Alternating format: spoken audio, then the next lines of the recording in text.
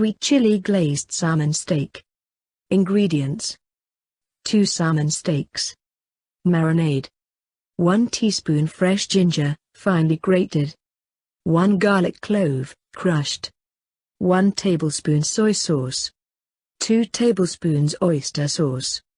2 tablespoons sweet chili sauce. To serve: sesame seeds, scallions, shallots, finely sliced, steamed Asian greens, rice. Instructions: combine the marinade ingredients in a shallow bowl. Add salmon and turn to coat. Cover and marinate for 30 minutes or up to overnight. Heat grill, broiler on high. Place the rack 25 cm, 10 inches from the heat source. Place salmon on baking tray, no oil required. Scrape all the excess glaze from the bowl onto the salmon.